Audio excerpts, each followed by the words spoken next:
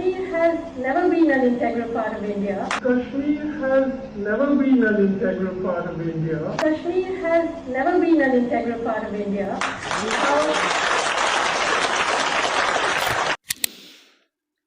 Kashmir has never been an integral part of இந்தியான்னு இந்த ஆயா சொல்லுது. யார் இந்த ஆயா? இந்த ஆயா ஏன் இப்படிலாம் பேசுது? இந்த ஆயா பேரு அருந்ததி ராய். இந்த ஆயா என்ன சொல்லுதுன்னா, காஷ்மீர் இந்தியாவுக்கு சொந்தம் கிடையாது. காஷ்மீர் எப்பவுமே இந்தியாவுக்கு சொந்தமா இருந்ததே கிடையாது. இந்தியாவின் ஆயுதப்படை ஃபோர்ஸ் பண்ணி காஷ்மீரை இந்தியா கூட சேர்த்ததா இந்த ஆயா சொல்லுது. அது என்ன ஆயுதப்படை? இந்தியன் ஆர்மியா தான் இந்த கல்ஷட கம்யூனிஸ்ட் நக்சல் பயங்கரவாதிகள் கூலி படம் மாதிரி இந்தியன் ஆர்மியா ஆயுதப்படைன்னு சொல்லுதுங்க. இவன் மட்டும் கிடையாது மக்களே, இந்த கேடுகட்ட அயோக்கியத்தனமான சித்தாந்தத்தை எவனெல்லாம் ஃபாலோ பண்றானோ அவனுங்க எல்லாருமே இதே மாதிரியான கருத்தை தான் இந்தியன் ஆர்மிக்கு எதிராக முன்னெடுத்து வைப்பானுங்க. அநியாயத்தையும் வேடிக்கை பார்க்கிறது. அங்க இருக்கிற அமித்ஷாவுக்கும் மோடிக்கும் கால் கழுவி குண்டி கழுவுது. அப்படிதான் சொல்லுவேன். நீதிமன்றங்கள் குண்டி கழுவுது. என் பிள்ளைங்க அடி வாங்கிக்கிட்டு காலும் கையும் ஒடிஞ்சிட்டு தெருவில் கிடக்கும் போது வேடிக்கை பார்க்கிற ஒரு கேவலமான சூழலுக்கு எங்களுக்கு. Okay, let's come to the point. நம்முடைய உள்துறை அமைச்சர் திரு அமித்ஷா இருக்கார் இல்லையா, அவரு போன வருஷம் ஒரு முக்கியமான விஷயத்த சொல்லியிருந்தாரு. 2026 மார்ச் 31க்குள்ள இந்தியாவில் இருக்கிற நக்சல் பயங்கரவாத கும்பல்கள், அந்த கும்பல்ல இருக்கிற ஒருத்தனையும் நான் சும்மா விட மாட்டேன், சத்தியம் பண்ணி சொல்றேன், ஒவ்வொரு நக்சல் பயங்கரவாத கும்பல்களையும் நான் தொடச்சி எரிஞ்சிருவேன், கருவறுப்பேன் அப்படின்ற மாதிரி நம்முடைய அமித்ஷா அவர்கள் சொல்லியிருந்தாரு. உண்மையாலேங்க ஒவ்வொரு கம்யூனிஸ்ட் நக்சல் பயங்கரவாத கும்பல்களையும் கருவறுப்பேன் அப்படின்ற மாதிரி அமித்ஷா சொல்லியிருந்தாரு. மனுஷன் போன வருஷம் என்னத்த சொன்னாரோ அதை செஞ்சு முடிச்சிட்டாரு. எஸ், செஞ்சு முடிச்சிட்டாரு. மார்ச் மாதம் கடைசி நாளில் பார்லிமெண்ட்டில் ஒரு முக்கியமான செஷன் நடந்தது. அப்போ நம்முடைய உள்துறை அமைச்சர் அமித்ஷா அவர்கள் இந்த விவகாரங்களை குறித்து விலாவரியாக பேசியிருந்தாரு. ஒரு சூப்பரான ஸ்பீச்சையும் அங்கே கொடுத்துருந்தாரு. சொன்னதை செஞ்சு முடிச்சிட்டோம், காங்கிரஸால் கிழிக்க முடியாததை நாங்கள் ஆட்சிக்கு வந்து 12 வருஷத்தில் கீழ்ச்சி தள்ளிட்டோம் அப்படின்ற மாதிரி ரொம்ப கெத்தாக நம்முடைய அமித்ஷா அவர்கள் பேசியிருந்தாரு.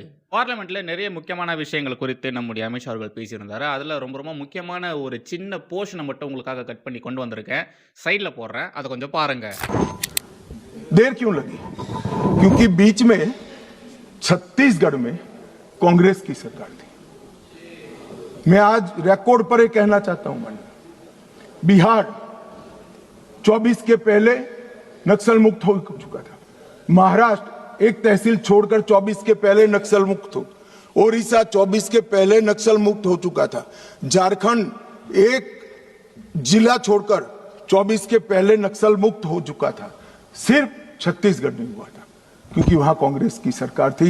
मुझे कहने में कोई संकोच नहीं है क्योंकि सत्य बोलते हुए कहीं पर कोई भी स्थान का विचार नहीं कहना चाहिए. सत्य बोलने के लिए ही होता है. छत्तीसगढ़ कांग्रेस की सरकार ने नक्सलवादियों को बचा कर रखा था. और मान्यवर यहां दूसरी तारीख आती है 24 अगस्त 2024. 2024 की शुरुआत में हाँ एलिगेशन ही है, एलिगेशन है, हाँ एलिगेशन समर्थन करना है. एक मान्यवर, मैं किसी व्यक्ति के सामने नहीं कर रहा हूं, मुझे रूल्स न समझाएं. और व्यक्ति के सामने करना है तो भूपेश बागल को पूछो, प्रूफ रजू करूं क्या यहां पर?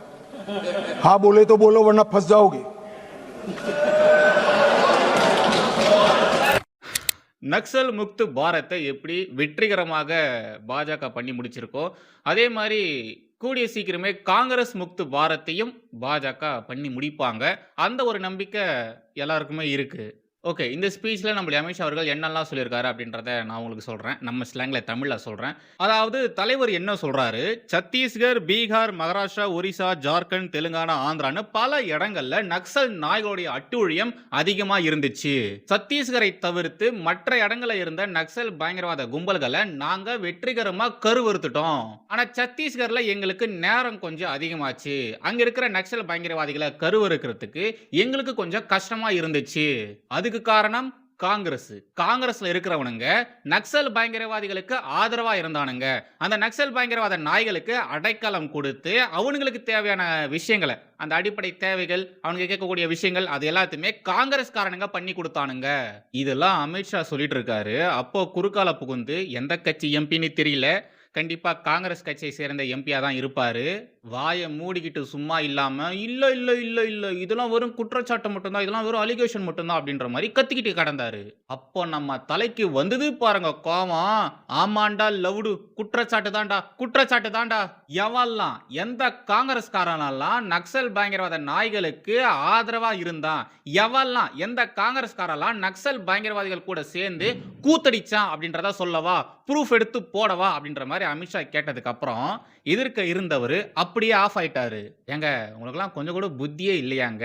அமித்ஷா ஒரு விஷயத்தை பத்தி பேசுறாருன்னா, அதுவும் செஞ்சு முடிச்சதுக்கு அப்புறமா அந்த விஷயத்தை குறித்து பார்லிமெண்ட்ல பேசுறாருன்னா, அந்த மனுஷங்கிட்ட எவ்வளோ ப்ரூஃப் இருக்கும், எவ்வளோ எவிடன்ஸ் இருக்கும். ஒட்டுமொத்தமா ஒழிச்சு கட்டினதுக்கு அப்புறமா தான் இந்த ஸ்பீச்சையே அவர் தொடங்குறாரு. எல்லா வேலையும் முடிச்சுட்டு அப்புறமா தான் பார்லிமெண்ட்ல பேசவே ஆரம்பிக்கிறாரு. இவ்வளோ வேலை பார்த்தவருக்கு நக்சல் பயங்கரவாத நாய்களுக்கு எவன்லாம் சப்போர்ட் பண்ணா அப்படின்ற டீட்டெயில்ஸ்லாம் தெரியாம இருந்திருக்குமா? தெரியும் தானே. அப்படி இருக்கும்போது ஏங்க வாய விடுறீங்க? காங்கிரஸ்காரங்க நீங்களாம் என்ன யோகியமா? நீங்களா உத்தம சீலர்களா? நீங்க என்னென்னலாம் பண்ணியிருக்கிறீங்க, எவ்வளோ அட்டுழியங்கள் பண்ணியிருக்கீங்க, அதெல்லாம் எங்களுக்கு தெரியாதா? பார்லிமெண்ட்ல உட்காந்துக்கிட்டு வாயை மூடிக்கிட்டு அந்த மனுஷன் பேசுறதை கேட்காம உட்காந்துக்கிட்டு நோண்டுறாரு. குற்றச்சாட்டு மட்டும்தான், இதை யாரும் நம்பாதீங்க, அலிகேஷன் மட்டும்தான்ட்டு. புத்தி இருக்கா உங்களுக்குலாம்? சும்மாவே அந்த மனுஷன் காங்கிரஸை தூக்கி போட்டு மிதிப்பாரு. இதுல இத மாதிரி இல்லாத பொல்லாத அவதூறுகளை பார்லிமெண்ட்ல உட்கார்ந்துகிட்டு கத்திக்கிட்டு இருந்தீங்கன்னா சும்மா விடுவாரா? அமித்ஷா சும்மா விடுவாரா? எப்பொழுதும் எதிராசன் வடிவழகு என் இதயத் தொழுதால் இல்லை எனக்கெதிரே ஸ்ரீமதே ராமானுஜாய நமஹா. இனரமை தேசியவாதிகள் அனைவருக்கும் வணக்கம் அண்ட் ஜெய் ஸ்ரீராம். தம்ப்நெயில்ல இந்த சாய் பல்லவி, அருந்ததி ராய், அப்புறம் ராகுல் காந்தி, தோல்வி மாறன் இவங்களுடைய ஃபோட்டோஸ்லாம் பார்த்ததுக்கு அப்புறமா அவங்களுக்கு கண்டிப்பாக ஒரு கன்ஃபியூஷன் வந்திருக்கும். என்ன சம்மந்தமே இல்லாமல் நக்சல் பயங்கரவாத நாய்களை பற்றி பேசும்போது இவங்களுடைய ஃபோட்டோஸ்லாம் போட்டு வச்சிருக்கா அப்படின்ற ஒரு கன்ஃபியூஷன் இருக்கும். கன்ஃபியூஷன்லாம் படாதீங்க, அதுக்கான காரணம் இருக்கு. நீங்க நினைக்கிற மாதிரி சாய் பல்லவி, தோல்வி மாறன், ராகுல் காந்தி, அருந்ததி ராய் இவங்கெல்லாம் சாதாரணமான நபர்களே கிடையாது. இவங்கெல்லாம் ஆன்டி நேஷனலிஸ்ட், நக்சல் பயங்கரவாதிகளுக்கு முரட்டுத்தனமா முட்டுக்கள் குடிக்கிறவங்க, இந்தியன் ஆர்மிக்கு எதிராக பொதுவெளியில வெளிப்படையா பேசுறவங்க. ஆமா, நான் இப்ப சொன்ன இந்த விஷயங்கள் உண்மை, 100%, 200% உண்மை. ஒன்றும் இல்லை, சாய் பல்லவி எடுத்துக்கோங்களேன். ஏன்னா வெற்றிமாறன் பற்றிலாம் நம்ம இதுக்கு முன்னாடியே ஒரு வீடியோவில் பார்த்துருந்தோம். இந்த அருந்ததி ராய் பற்றி நான் உங்களுக்கு பின்னாடி சொல்கிறேன். ராகுல் காந்தி பற்றிலாம் சொல்லவே வேணாம். சாய் பல்லவி பற்றி ஃபஸ்ட்டு பார்க்கலாமே. சாய் பல்லவி எடுத்துக்கோங்க. தமிழில் அந்த அம்மா நடிக்கிற கேரக்டர்லாம் பார்த்தீங்கன்னா ரொம்ப சாதுவாக அமைதியாக இருக்கிற மாதிரி தான் இருக்கும். பட் அவங்க தெலுங்கில் நடித்த திரைப்படங்கள்லாம் பாருங்கள், இந்த கமர்ஷியல் படங்களை தவிர்த்து அவங்க ஒரு சில ஐடியாலஜியை முன்னெடுத்து செல்ற மாதிரி சில படங்களை நடிச்சிருக்காங்க இல்லையா, அதெல்லாம் கொஞ்சம் பாருங்க. நக்சல் நாய்கள் நல்ல நாய்கள், அந்த நாய்கள் போராளி நாய்கள் அப்படின்னு சொல்ற மாதிரியான திரைப்படங்களை தான் அந்த அம்மா நடிச்சிருக்கு. எப்படி அவங்க நக்சல் பயங்கரவாதிகளை பிரைஸ் பண்ற மாதிரியான திரைப்படங்களை நடிச்சிருந்தாங்களோ அதே மாதிரி ஆன்டி ஹிந்து, முக்கியமா ஆன்டி பிராமணிக்கல் மூவிஸ்லயும் நடிச்சிருக்காங்க. இப்போ பாலிவுட்ல ராமாயணம் புராணத்தை தழுவி ஒரு திரைப்படம் ஒன்று எடுத்துட்டு வந்துட்டு இருக்காங்க. அந்த படத்துல ரன்பீர் கபூர் மற்றும் சாய் பல்லவி இவங்க 2 பேரும் லீட் ரோல்ல பண்றாங்க. அதாவது ரன்பீர் கபூர் பிரபு ஸ்ரீ ராமர் மாதிரியும், சாய் பல்லவி மாதா சீதா மாதிரியும் நடிக்கிறாங்க. பாலிவுட்ல ராமாயணத்தை எடுக்க போறாங்க அப்படின்ற ஒரு டாக் வரும்பொழுதே, முக்கியமா இவங்க 2 பேரும் தான் நடிக்க போறாங்க அப்படின்ற ஒரு செய்திகள் வரும்பொழுதே ஏகப்பட்ட எதிர்ப்புகள் இருந்துட்டு இருந்தது. நிறைய பேர் எதிராக பேசிட்டு தான் இருந்தாங்க. அதுக்கான காரணம் என்னன்னா, ரன்பீர் கபூர் இருக்கார் இல்லையா, அவரு பீஃப் மீட் லவர், அவருக்கு பீஃப்னா அவ்வளோ பிடிக்குமாமா. அதே மாதிரி சாய் பல்லவி இருக்காங்க இல்லையா, இவங்க ஆன்டி ஹிந்து, ஆன்டி நேஷனலிஸ்ட். இவங்க 2 பேரை எப்படி பிரபு ஸ்ரீ ராமர் கேரக்டர்லையும் மாதா சீதா கேரக்டர்லையும் நடிக்கலாம் சொல்லிட்டு எல்லாருமே கடுமையாக விமர்சனம் பண்ணிட்டு வந்துட்டு இருந்தாங்க. இந்த சாய் பல்லவி இருக்காங்க இல்லையா, இவங்க திரைப்படங்களில் மட்டும் இது மாதிரிலாம் பண்ணுறது கிடையாது மக்களே. அதாவது ஆன்டி சோஷியல் எலிமெண்ட்ஸை ப்ரைஸ் பண்ணுற மாதிரி நடிக்கிறது மட்டும் இல்லை மக்களே, ரியல் லைஃப்லையும் இந்த சாய் பல்லவி அப்படி தான் இருக்காங்க. வெளிப்படையாக இந்தியன் ஆர்மிக்கு எதிராக பேசுவாங்க, நக்சல் பயங்கரவாதிகளுக்கு முரட்டுத்தனமாக முட்டுக்கள் கொடுப்பாங்க, ஊப்பா சட்டம் பாய்ந்த இடதுசாரி தீவிரவாத ஆதரவாளர்களுக்கு பக்கத்திலேயே நின்று இவங்களாம் என்னுடைய இன்ஸ்பிரேஷன், இவங்கள பார்த்து தான் நான் வளர்ந்தேன், இவங்க புத்தகங்களை படித்து தான் நான் என்னுடைய நாலேஜை வளர்த்துக்கிட்டேன் அப்படின்ற மாதிரிலாம் சாய் பல்லவி பப்ளிக்லேயே சொல்லியிருக்காங்க. அருந்ததி ராய்னு ஒரு ஆயா பற்றி சொல்லியிருந்தேன் இல்லையா, அந்த ஆயாவினுடைய தீவிர பக்தை நம்ம சாய் பல்லவி. அதோட பக்தியாக இருக்கிறவங்க இப்படி இல்லாமல் வேற எப்படி இருப்பாங்க?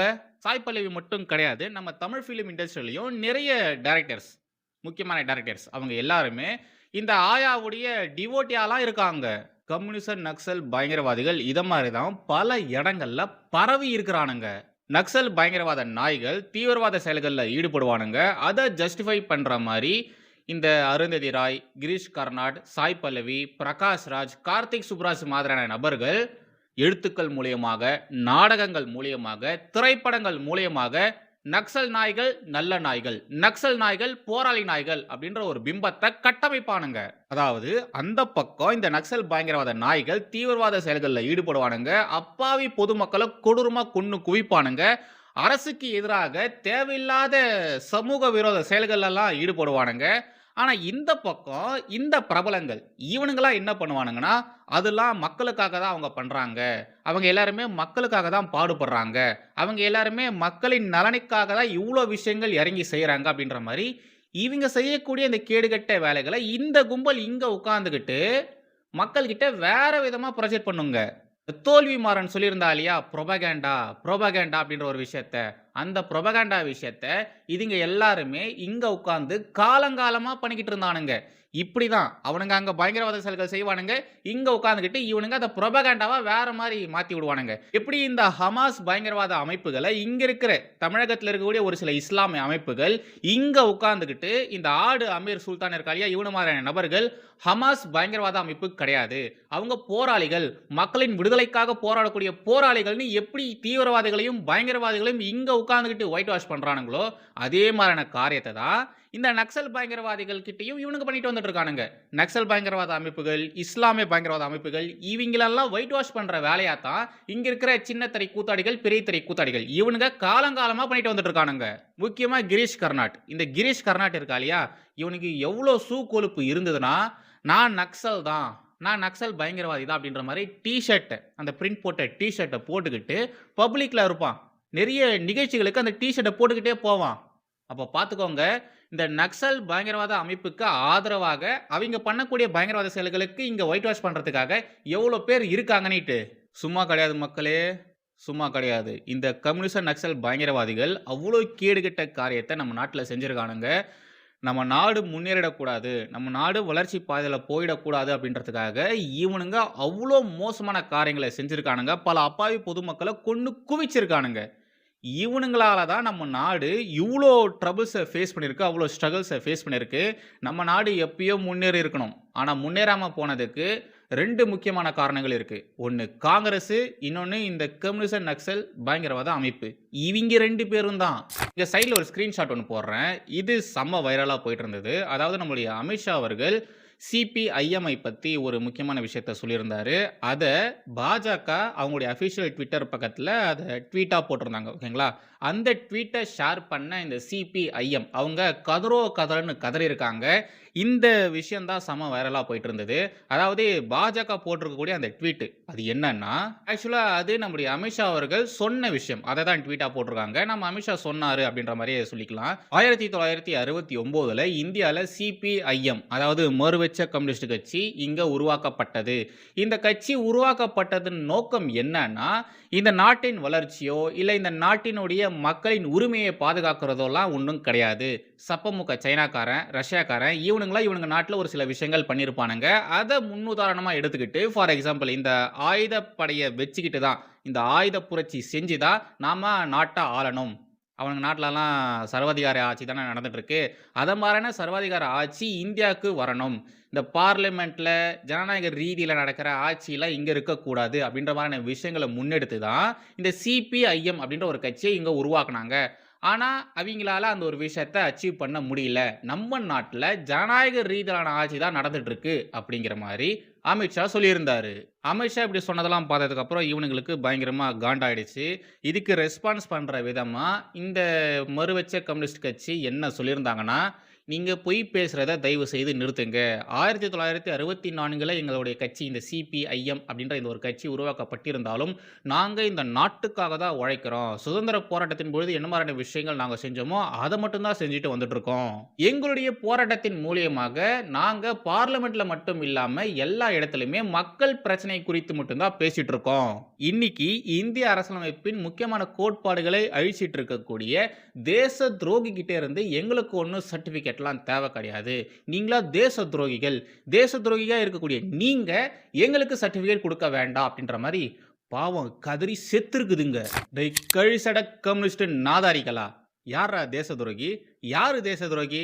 பாஜக இருக்கக்கூடியவர்கள், ஆர்எஸ்எஸ்ல இருக்கக்கூடியவர்கள் தேச துரோகிகளா? உங்களை பத்தி எங்களுக்கு தெரியாதா? இந்தியாவுக்கும் சைனாக்கும் சண்டை நடந்துட்டு இருந்தது போர் காலகட்டங்கள்ல. இங்க இருக்கிற இந்த கழிசட கம்யூனிஸ்ட் தலைவர்கள் இவனுங்க என்ன பண்ணானுங்க? இங்க உட்கார்ந்துகிட்டு அடிபட்டு ஹாஸ்பிட்டல் இருக்கக்கூடிய இந்திய ராணுவ வீரர்களுக்கு எந்த கம்யூனிஸ்ட் கட்சிக்காரனும் ரத்த தானம் பண்ணக்கூடாதுன்னு சொல்லி அறிக்கையெல்லாம் வெளியிட்டானுங்க. நம்முடைய இந்திய ராணுவ வீரர்களை பழித்திருக்கணும் அப்படின்றதுக்காக இது மாதிரி சதி திட்டங்கள்லாம் போட்டானுங்க. சைனாக்காரங்களுக்கு விசுவாசமா இருக்கணும் அப்படின்றதுக்காக இவனுங்க இந்திய ராணுவ வீரர்களை பழி வாங்கினானுங்க. இவனுங்க இங்க உட்கார்ந்துகிட்டு யார தேச துரோகின்னு சொல்றானுங்க பாருங்க. ஏய் கழிசட கம்யூனிஸ்டுகளா, நீங்க தாண்டா தேச துரோகிக. இங்க உட்கார்ந்துகிட்டு சைனா மதர் எலிகளுக்கு விளக்கு பிடிக்கிறீங்க இல்லையா, நீங்க தாண்டா உண்மையான தேச துரோகிக. பாஜக ஆட்சிக்கு வந்த 12 வருஷத்துல 50 ஆண்டுகளுக்கு மேலாக தீர்க்க முடியாத இந்த நக்சல் பயங்கரவாத சுரிநாய் கூட்டத்தை தீர்த்து கட்டியிருக்காங்க. ஒட்டுமொத்தமா கருவறுத்திருக்காங்க. இப்போ நம்ம நாட்டுல நக்சல் பயங்கரவாத கும்பல்களே இல்ல. இதெல்லாம் பார்க்கும்போது கண்டிப்பா இந்த அருந்ததி ராய், தோல்வி மாறன், கார்த்திக் சுப்புராஜ், சாய் பல்வி, பிரகாஷ் ராஜ் இவங்கள மாதிரியான 7ஆம் தர மனிதர்களுக்கு வயிறு எரியதான் செய்யும். வயிற்றெரிச்சல்ல கதறதான் செய்வாங்க. கதறட்டும், நல்லா கதறி கதறி சாவட்டும். இந்த அருந்ததி ராய், பிரகாஷ் ராஜ் மாதிரியான நபர்கள் கதறி கதறி துடிக்க சத்தாலும் எவனும் இங்க கவலைப்பட மாட்டான். சரி, இந்த காங்கிரஸ் 60 ஆண்டுகளுக்கு மேலாக ஆட்சியில் இருந்திருக்காங்க. அவங்க ஆட்சியில தான் இந்த நக்சல் பயங்கரவாத அமைப்புகள்லாம் பயங்கரமா வளர்ந்ததும் கூட. 60 வருஷத்துக்கு மேல ஆட்சி பண்ண காங்கிரஸாலேயே அழிக்க முடியல. ஆனா பாஜக எப்படி வெறும் 12 வருஷத்துல 2014 இருந்து இப்போ வரைக்கும் வெறும் 12 வருஷத்துல எப்படி ஒட்டுமொத்தமா இந்த நக்சல் பயங்கரவாத கும்பல்களை ஒழிச்சு கட்டினாங்க? 50 ஆண்டுகளுக்கு மேலாக இந்தியாவுக்குள்ளேயே இருந்துகிட்டு இந்தியாவுக்கு எதிரான ஏகப்பட்ட கேடுகட்ட காரியங்களை இந்த நக்சல் பயங்கரவாத அமைப்புகள் செஞ்சிட்டு இருந்தானுங்க. நாம அந்த காலகட்டங்கள்ல இந்தியாவுக்கு வெளியில இருந்து ஏகப்பட்ட எதிரிகளை ஃபேஸ் பண்ணிட்டு இருந்தோம். அவனுக்கு பண்ணக்கூடிய சதி திட்டங்களை ரொம்ப கஷ்டப்பட்டு முறியடிச்சிட்டு இருந்தோம். அந்த நேரத்தில் 0.5 ஃப்ரண்ட் அஜித் தோவால் அவர்கள் இந்த ஒரு விஷயத்தை அடிக்கடி சொல்வார். அதாவது இந்த நக்சல் பயங்கரவாதிகளை குறித்து பேசுகிறச்ச அவர் 0.5 ஃப்ரண்ட்னு சொல்வார். ஏன்னா இவனுங்க எல்லாருமே நம்ம நாட்டுக்குள்ளேயே இருக்கானுங்க. நம்ம வெளியில் இருக்கிறவனுங்களை சமாளிக்கிற அந்த நேரத்தில் இவனுங்க இங்கே இருந்துக்கிட்டு உள்ளுக்குள்ளேயே இருந்துக்கிட்டு இந்த நாட்டிற்கு எதிரான விஷயங்கள் பண்ணிட்டு இருந்தானுங்க. வெளியில் இருக்கிறவ அடித்தா நமக்கு வெளிக்காயம் மட்டும்தான் போடும். ஆனால் இவனுங்க உள்ளுக்குள்ளேயே இருந்து அடிக்கிறானுங்க இல்லையா, உள்காயம், உள்ளுக்குள்ளேயே ப்ளீடிங் ஆகிட்டு இருந்தது. இந்த கேடுகட்ட நாதாரி கும்பல்களுக்கு பாகிஸ்தான், சைனா இவனுங்கெல்லாம் ஃபண்ட் வேற பண்ணிட்டு இருந்தானுங்க. வெளியிருந்து ஃபண்டை வாங்கி இவனுங்க நம்ம நாட்டுக்கு எதிரான காரியங்கள் செஞ்சிட்டு இருந்தானுங்க. அர்பன் நக்சல்ஸ் இவனுங்க அதுக்கும் மேலே நான் சொன்னேன் இல்லையா, அருந்ததி ராய், பிரகாஷ் ராஜ், சாய் பல்லவி, தோல்வி மாறன், கிரீஷ் கர்நாட் அவன் செத்துப்புட்டான். பட் அவன் உயிரோடு இருந்த வரைக்கும் அவன் ஏகப்பட்ட காரியங்கள் பண்ணியிருக்கான். இவனுங்கெல்லாம் அர்பன் நக்சல்ஸு. நக்சல் பயங்கரவாதிகள் நாட்டுக்கு எதிரான காரியங்கள் செஞ்சுட்டு இருப்பானுங்க, பயங்கரவாத செயல்கள் செஞ்சுட்டு இருப்பானுங்க. இந்த அர்பன் நக்சல்ஸ் என்ன பண்ணுவானுங்க, அவனுங்க பண்ணக்கூடிய விஷயங்களை ஜஸ்டிஃபை பண்ணுவானுங்க. அவங்க பண்ணது சரிதான், இந்த அரசுக்கு எதிராக இது மாதிரியான விஷயங்கள் செஞ்சுதான் ஆகணும் அப்படின்ற மாதிரி ஜஸ்டிஃபிகேஷன்லாம் பண்ணிட்டு இருந்தானுங்க. இந்த நக்சல் பயங்கரவாதிகளால் இந்தியாவில் எத்தனை அப்பாவி பொதுமக்கள் கொடூரமாக கொல்லப்பட்டிருக்காங்க தெரியுமா? ராணுவ வீரர்கள், மருத்துவர்கள், ஆசிரியர்கள், ஏழை மாணவர்கள், சின்ன பசங்க, தொழிலாளிகள்னு கிட்டத்தட்ட 16,000க்கும் மேற்பட்ட அப்பாவி பொதுமக்களை இவனுங்க கொண்டு குவிச்சிருக்கானுங்க. ஆனா அந்த விஷயத்தை இந்த அர்பன் நக்சல்ஸ் ஜஸ்டிஃபை வேற பண்ணுவானுங்க. தோல்வி மாறன் விடுதலை 2 படத்துல என்ன காமிச்சிருந்தான்? பாம் போட்டு பாலத்தை தகர்த்து ரயில் ஆக்சிடென்ட்டை ஏற்படுத்தி அப்பாவி பொதுமக்களை கொன்னது சரி அப்படின்ற மாதிரி காமிச்சிட்டு இருந்தான். 2014க்கு முன்னாடி இந்த காங்கிரஸுடைய ஆட்சி கால கட்டங்கள்ல இந்த நக்சல் பயங்கரவாதிகள் என்ன ஆட்டம் ஆடிருக்காங்க தெரியுமா? காங்கிரஸுடைய அடைக்கலத்துல இவனுங்க அவ்வளோ மோசமான விஷயங்கள் பண்ணியிருக்கானுங்க. பயங்கரவாதிகள் மீது அனுதாபப்பட்டு நீங்க பார்த்துருக்கீங்களா? ஆனா இந்த காங்கிரஸ்காரனுங்க அனுதாபப்பட்டானுங்க. நம்ம இந்திய ராணுவ வீரர்கள் ரத்தம் செஞ்சுட்டு இருக்காங்க, நிறைய ராணுவ வீரர்கள் செத்து போயிட்டாங்க. பட் அதை பற்றிலாம் இவனுங்க கவலைப்படாம, அதுக்கு பதிலடியெல்லாம் கொடுக்காம அந்த நக்சல் பயங்கரவாதிகளை பிரைஸ் பண்ணிட்டு இருந்தானுங்க. இங்க இருக்கிற ஏகப்பட்ட பல்கலைக்கழகங்கள்ல எதுவுமே தெரியாம, நாலேஜ் இல்லாம ஆயுதம் ஏந்திய இளைஞர்கள் அவங்களெல்லாம் நம்ம தண்டிக்க கூடாது அப்படின்ற மாதிரி இந்த காங்கிரஸ் காரணங்க பல்கலைக்கழகங்கள்ல ஸ்பீச் எல்லாம் கொடுத்திருந்தானுங்க. இதுல இதை விட மோசமான விஷயம் என்னன்னா, நம்மளுடைய ராணுவ வீரருடைய கையை இந்த காங்கிரஸ் காரணங்க கட்டி போட்டு வச்சிருந்தானுங்க. மாவோயிஸ்ட் கும்பலை, நக்சல் பயங்கரவாதி கும்பலை நீங்க தாக்கக்கூடாது, அது மட்டும் கிடையாது, நவீன ஆயுதங்கள் கிடையாது, டெக்னாலஜி எதுவும் கிடையாது, எக்ஸ்ட்ராவா ட்ரூப்ஸ் கிடையாது, உதவி பண்றதுக்கு யாரும் வரமாட்டாங்க. எந்த ஒரு விஷயமும் இல்லாம நம்முடைய ராணுவ வீரர்கள அடர்ந்த காட்டுக்குள்ள அமுச்சு விட்டாங்க. எதுவுமே இல்லாம அமுச்சு விட்டாங்க. அந்த நக்சல் பயங்கரவாதிகள் நம்ம ராணுவ வீரர்கள கொன்னு குவிச்சானுங்க. ரெட் காரிடார்ன்னு சொல்லுவாங்க. நீங்க கேள்விப்பட்டிருப்பீங்க. ரெட் காரிடார்னா, அங்க அந்த நக்சல் பயங்கரவாதிகளுடைய டாமினேஷன் அதிகமா இருக்கு அப்படின்ற மாரி அர்த்தம். அங்க அரசு சார்பாக மக்களுக்கு செஞ்சு கொடுக்கக்கூடிய அந்த அடிப்படை வசதிகள் இருக்கு இல்லையா? சாலைகள், மருத்துவமனைகள், பள்ளிக்கூடங்கள், அந்த முகாம்கள், அப்பப்போ முகாம், இந்த மருத்துவ முகாம்லாம் போடுவாங்க இல்லையா? இது எதுவுமே இந்த நக்சல் பயங்கரவாதிகள் இருக்கக்கூடிய இடத்துக்கு போகவே போகாது. சாலை வசதியே கிடையாது. மின்சாரமே கிடையாது. பல டிகேட்ஸா, அதாவது பல தசாப்தங்களாக அந்த இடத்துக்கு மின்சாரமே கிடையாது. அந்த அடர்ந்த காட்டுப்பகுதியில எப்பவுமே இருட்டா தான் இருப்பாங்க. அங்க இருக்கக்கூடிய மக்கள் இருட்டிலேயே தான் இருப்பாங்க. முக்கியமா பழங்குடியின மக்கள் இருக்காங்க இல்லையா? அவங்கள தான் இவனுங்க எல்லாருமே கண்ட்ரோல் பண்ணி வச்சிருந்தானுங்க. அவங்க டாமினேட்ல வச்சிருந்தானுங்க. அவங்களுடைய கட்டுப்பாட்டு கீழ அந்த அப்பாவி பொதுமக்கள வச்சிருந்தானுங்க. அந்த மக்களுக்கு வாக்களிக்கிற உரிமை கூட இவனுங்க குடுத்ததே கிடையாது. கையில துப்பாக்கி வச்சுக்கிட்டு, துப்பாக்கி அரசாங்கத்த தான் இந்த நக்சல் பயங்கரவாதிகள் நடத்திட்டு இருந்தானுங்க. இங்க இருக்கிற ஒரு சில திராவிட கொத்தடிமைகள், திராவிட ஊடக பொறுக்கிகள் இவனுங்கலாம் பேசுறத நீங்க பார்த்திருப்பீங்க. வடக்கன் இப்பதான் குழால தண்ணி வரதையே பார்க்கறான். வடக்கன் இப்பதான் கரண்ட்டையே பார்க்கறான். வடக்கன் வீட்டுக்கு இப்பதான் குழால தண்ணி வருது, சுவிட்ச் போட்டா லைட் எரியுது. இந்த வடக்கனுங்கலாம் இப்பதாங்க ரோடே பார்க்கறானுங்க. அங்க வளர்ச்சி அப்படிங்கிறது இல்லவே இல்ல. பாஜக தான் வளர்ச்சி அப்படின்றத இப்பதான் கொண்டு வந்திருக்கு. அதனால தான் அவன் எல்லாருமே பாஜகவுக்கு சப்போர்ட் பண்றான். ஆனா தமிழகம் அப்படிப்பட்ட மாநிலம் கிடையாது. தமிழகம் எப்பயோ முன்னேறி போச்சு அப்படின்ற மாரிலாம் சொல்லுவானுங்க. இத கண்டிப்பா உங்கள நெறைய பேர் பார்த்திருப்பீங்க. திராவிட மூத்த பத்திரிகையாளர் மணி இத மாரி பேசுறதெல்லாம் கண்டிப்பா நீங்க பார்த்திருப்பீங்க. இவன் இப்படி பேசின விஷயத்த பயங்கரமா ஷேர் பண்ணி, ஆஹா திராவிடம் தான் சிறந்தது. பாத்தீங்களா? அந்த மக்கள் இப்பதான் வளர்ச்சியே பார்க்கறாங்க அப்படின்ற மாரிலாம் நெறைய பேரு ஷேர் பண்றத நானே பார்த்திருக்கேன். அந்த மக்களுக்கு அத்தன வருஷம் அடிப்படை வசதி கூட கிடைக்காம போனதுக்கான காரணம் என்ன? 2 பேரு தான். முன்னாடியே சொன்ன மாரி 2 பேரு தான். காங்கிரஸ்காரனுங்க, இந்த நக்சல் பயங்கரவாதிகள். இவனுங்க 2 பேரும் தான். தமிழகம்ல இந்த நக்சல் பயங்கரவாதிகளுடைய ஆட்டம் பெருசா இல்லாம போனதுக்கான காரணம் என்னன்னா, திராவிடம் தான். நான் திராவிடம்னு சொன்ன உடனே நான் உங்கள பெருமையா பேசுறேன்னு மட்டும் தயவு செய்து நினைச்சுக்காதீங்க. இவிங்களே மொத்தமா வாரி வழிச்சுன்னு போம்போது, அந்த நக்சல் பயங்கரவாதிகள் என்னத்த பண்ணுவானுங்க? சொல்லுங்க, அவனுங்களுக்கு என்ன வேலை இருக்குது? அதனால தான் அவனுங்களால இங்க பெருசா எதுவும் கழட்ட முடியல. தென் 2014க்கு அப்புறமா நம்முடைய மோடிஜி பாரத பிரதமரா வந்ததுக்கு அப்புறமா இந்த ஒட்டுமொத்த சிச்சுவேஷனும் தலைகீழ மாறி போச்சு. 2013 காலகட்டங்கள்ல 126 மாவட்டங்கள் நக்சல் பயங்கரவாத அமைப்பினுடைய கட்டுப்பாட்டு கீழ இருந்தது. பட் இப்போ வெறும் 10 மாவட்டங்கள் தான். அதுவும் இந்த மார்ச் மாசம் அதுவும் கிடையாது. நக்சல் பயங்கரவாதிகளால ஏற்படக்கூடிய வன்முறைகள் 77% குறைந்திருக்கு. 90% உயிரிழப்புகள் கம்மியாயிருக்கு. ஒரு காலத்துல நக்சல் பயங்கரவாதிகள் இருக்கக்கூடிய இடத்துல எதுவுமே இருக்காது. எந்த ஒரு விஷயமும் இருக்காது. ரோடு இருக்காது, எதுவுமே இருக்காது. மின்சார வசதிகள், குடிநீர் வசதின்னு எதுவுமே இருக்காது. பட் இப்போ அந்த இடங்கள் எல்லாமே மாறி போயிருக்கு. நக்சல் நீதிமன்றங்களா இருந்த இடங்கள் இப்போ பள்ளிக்கூடங்களா மாறி இருக்கு. இதான் வளர்ச்சி. ஏகலைவ பள்ளிக்கூடங்கள் கேள்விப்பட்டிருப்பீங்க. அந்த ஏகலைவ பள்ளிக்கூடங்கள் பல கிராமப்புறங்களுக்கு வந்திருக்கு. முக்கியமா நக்சல் பயங்கரவாதிகளுடைய டாமினேட்ல இருந்த மாவட்டங்கள்ல அந்த பள்ளிக்கூடங்கள் வந்திருக்கு. அது மட்டும் கிடையாது மக்களே. இதுவரைக்கும் அந்த பகுதிகள்ல இருந்த மக்கள் ஓட்டே போட்டது கிடையாது. வாக்கு சாவடிகள பார்த்ததே கிடையாது. அப்பேற்பட்ட இடங்கள்ல இப்ப மக்கள் சந்தோஷமா, தைரியமா வந்து ஓட்டு போடுறாங்க. ஓட்டு போடுறதுக்கு கூட இந்த நக்சல் பயங்கரவாதிகள் அனுமதிக்கல. அப்ப பார்த்துக்கோங்க, இவனுங்க என்ன மாரியான விஷயங்கள அந்த காலகட்டங்கள்ல அந்த இடத்துல பண்ணியிருப்பானுங்கன்னிட்டு. இப்போ உங்களுக்கு புரிஞ்சிருக்கும். அமித்ஷா ஒரு விஷயத்த சொல்லியிருந்தார் இல்லையா? இவனுடைய நோக்கம் அப்படிங்கிறது இந்த நாட்டுடைய வளர்ச்சியோ, இந்த நாட்டு மக்களுடைய உரிமையோ கிடையாது. அத பாதுகாக்கணும் அப்படின்றதெல்லாம் கிடையாது. இவங்களுடைய நோக்கம் அப்படின்றது சைனா மற்றும் ரஷ்யால எப்படி சர்வாதிகார ஆட்சி இருக்கோ, அது மாரியான ஒரு ஆயுத புரட்சி, ஆயுத படைய வச்சுக்கிட்டு நாட்ட ஆளணும் அப்படின்றது தான் அப்படின்ற மாரி சொல்லியிருந்தார் இல்லையா? இப்போ உங்களுக்கு புரிஞ்சிருக்கும் அமித்ஷா ஏன் அப்படிப்பட்ட ஒரு விஷயத்த சொல்லியிருந்தாருன்ட்டு. ஏன்னா அவனுடைய நோக்கம் அப்படிதான் இருந்திருக்கு. அவனுங்க அதுக்காக தான் வேலை பார்த்துருக்கானுங்க. பாஜகவை கம்பேர் பண்ணும்போது காங்கிரஸ் தான் நம்ம நாட்டை அதிக வருஷம் ஆட்சி பண்ணியிருக்காங்க. இந்தியாவுக்கு சுதந்திரம் கிடைச்சதுலேருந்து அதிக வருஷம் ஆட்சி பண்ணது காங்கிரஸ் தான். இவனுடைய ஆட்சி காலகட்டங்களில் நக்சல் பயங்கரவாதிகளால் இவங்களால அழிக்கவே முடியல, தொடவே முடியல. சில இடங்கள்லாம் இவனுங்க தான் பாதுகாப்புலாம் கொடுத்து வச்சிருந்தானுங்க.